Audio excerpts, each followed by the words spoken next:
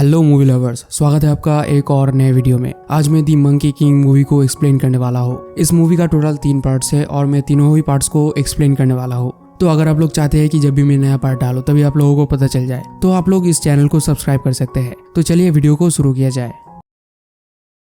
तभी monkey king पूछता है कि यहाँ पर राजा कौन है। तो वो बंदा बोलता है कि देवताओं के राजा मैं ही हूँ। तो मंकी किंग पहले तो थोड़ा सा विश्वास नहीं कर पा रहा होता है कि उसके साथ देवताओं के राजा की मुलाकात इतनी जल्दी हो गया है, लेकिन फिर बाद में वो विश्वास कर लेता है कि हाँ यही देवताओं के राजा है। तो थोड़ा सा बातचीत करने के बाद देवताओं के राजा मंकी किंग को घोड़ों की देखभाल करने का काम दे देता है, जो सुनने के बाद मंकी किंग बहुत ज्यादा उतावला होने लगता है। लेकिन जब वो काम करने लगता है तब वो बहुत ज्यादा बोर होने लगता है, क्योंकि उसके पास बैठकर घोड़ों को ताड़ने के अलावा और कोई काम ही नहीं था। तभी वहाँ पर जंगजियान आ जाता है और मंकी किंग का गुस्सा सभी घोड़ों के ऊपर निकालने लगता है, जो देखकर मंकी किंग बहुत ज्यादा गुस्सा हो जाता है और बोलता है कि तुम इन घोड़ों को क्यों मार रहे हो। और तभी वो सब घोड़ों को छोड़ देता है और सभी घोड़े उड़ते हुए स्वर्ग में दौड़ने लगते हैं। मंकी किंग भी उन घोड़ों के साथ उड़ रहा होता है। उड़ते उड़ते मंकी किंग एक बगीचे में आ पहुंचता है, जहाँ पर वो ढेर सारे फल देखता है और फिर मंकी किंग उन सभी फल को एक एक करके तोड़कर खाने लगता है। तभी वहाँ पर ढेर सारी महिलाएं आ जाते हैं और वो बोलते हैं कि ये फल देवताओं के लिए है, ऐरा गैरा कोई भी इस फल को खा नहीं सकता।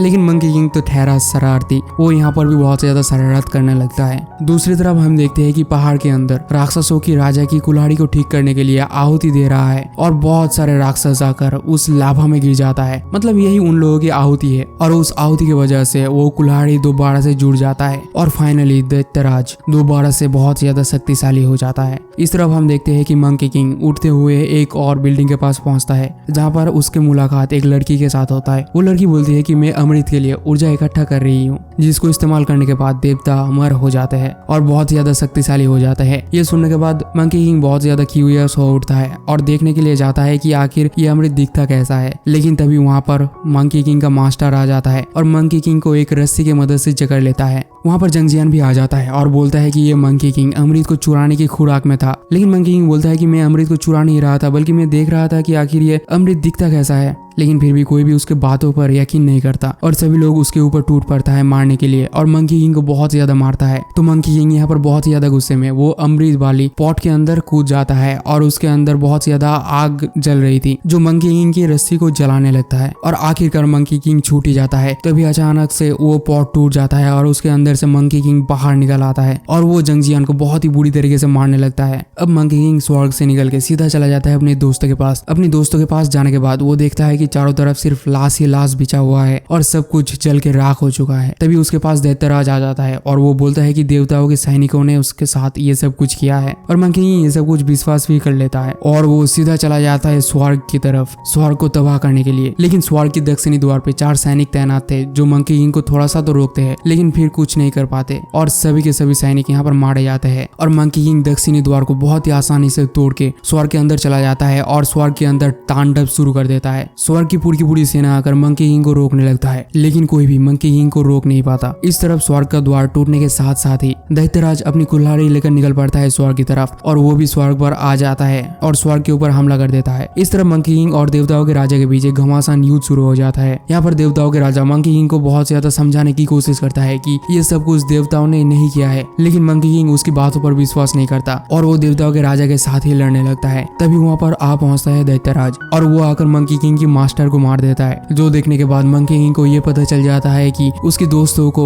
देवताओं ने नहीं बल्कि दैत्य ने मारा है और वो उस दैत्यराज के खिलाफ लड़ने लगता है। लेकिन राक्षसों की राजा भी बहुत ज्यादा शक्तिशाली था, इसलिए मंकी किंग को बचाने के लिए देवताओं के राजा मंकी किंग को थोड़ा सा दूर फेंक देता है और खुद दैत्यराज से लड़ने लगता है। लड़ते लड़ते देवताओं के राजा बहुत ज्यादा जख्मी हो जाता है और उसका ड्रैगन भी वहाँ पर मारा जाता है और देवताओं के राजा यहाँ पर बेहोश हो जाता है, जो देखकर मंकी किंग बहुत ज्यादा गुस्से में आ जाता है और दैत्यराज के साथ लड़ने लगता है। लड़ते लड़ते एक समय दैत्यराज मंकी किंग की ही छड़ी लेकर उसके सर पर दे पटकता है, जिस वजह से मंकी किंग एक अलग ही डायमेंशन पर पहुंच जाता है। वहाँ पर वो कुछ लोगों से थोड़ा सा मोटिवेशन लेता है और फिर अपने असली फॉर्म पर आ जाता है, यानी कि फुर्तीला फॉर्म पर, शरारती फॉर्म पर, और वो अपनी असली कैरेक्टर में आकर दैत्यराज के साथ बहुत ही बेहतरीन तरीके से लड़ने लगता है और दैत्यराज को कुत्ते की तरह मारने लगता है, घसीट घसीट घसीट के मारता है एकदम। लेकिन फिर दैत्यराज अपनी असली फॉर्म में एक बुल की फॉर्म में आ जाता है। ये देखने के बाद मंकी किंग भी अपना रूप बदल लेता है और एक गोरिल्ला में कन्वर्ट हो जाता है और वो दैत्यराज की सींग पकड़ के घुमा घुमा के जमीन पर दे पटकता है, जिस वजह से दैत्यराज सीधा जाके पृथ्वी पर गिरता है और उसका एक सींग टूट जाता है और फाइनली दैत्यराज यहाँ पर हार जाता है। अब हम देखते हैं कि मंकी किंग और देवताओं के राजा दोनों मिलकर बैठकर ये सोच रहे होते हैं कि स्वर्ग को दोबारा से ठीक कैसे किया जाए। मंकी किंग भी ये सब कुछ सोच रहा था, लेकिन तभी वहाँ पर बुद्धा की एक मूर्ति आ जाता है और मंकी किंग को बोलता है कि तुम्हें इस पाप का प्रायश्चित करना पड़ेगा। जब तक तुम सही और गलत के बीच भेदभाव करना ना सीख जाओ तब तक तुम्हें मेरे हथेली के अंदर रहना पड़ेगा। और मंकी किंग के ऊपर अपना हाथ चढ़ा देता है और कई सौ साल के लिए मंकी किंग बुद्धा के हाथ के नीचे कैद हो जाता है। अब हमें पोस्ट क्रेडिट सीन को दिखाया जाता है जहाँ पर हम देखते हैं कि एक मॉन्क पैदल चलते हुए उस पहाड़ी के पास पहुंचता है जहाँ पर मंकी किंग कैद था और यहाँ पर मूवी की हैप्पी एंडिंग हो जाता है। तो आप लोगों को मूवी कैसा लगा कमेंट में जरूर बताना और अगर थोड़ा सा भी अच्छा लगा है तो एक छोटू सा सब्सक्राइब करके जरूर जाना।